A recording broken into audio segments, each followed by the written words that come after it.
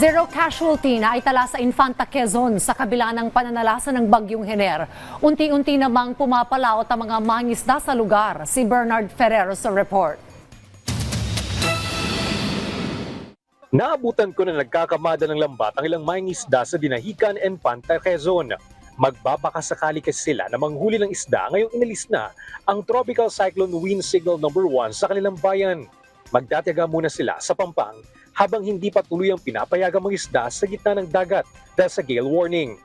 Kwento ni John Kim, kailangan nilang dumiskarte lalo't ang ilan sa kanila ay may binubuhay na pamilya. Sa regular nilang pagpalaot, madalas lang mahuli ay tulingan, tambakol at galunggong buraw.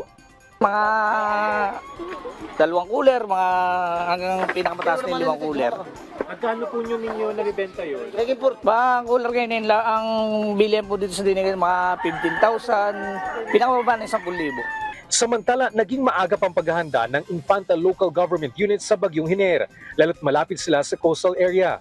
Sinuspindi nila ang pasok sa kinder hanggang grade 12 at alternative learning system sa pampubliko at pribadong paaralan. Inihanda rin nila ang mga rescue equipment, relief goods at community kitchen sakaling kailanganin. Sinigurado rin po ng ating punong bayan na ang lahat po na nasa response cluster, lalo na po uniform personnel, ay handa at ready pong magresponde for any emergency or any disaster. Ininspeksyon din ng Municipal Engineering Office at MDRMO ang flood control dike.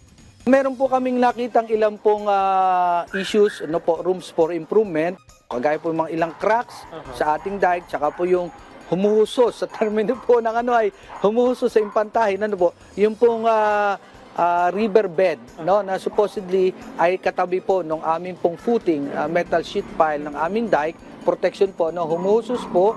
Ipararating nila sa DPWH Regional Office 4A at DPWH Quezon 1st District Engineering Office ang resulta ng ginawang inspeksyon upang magbigay ng karampatang aksyon.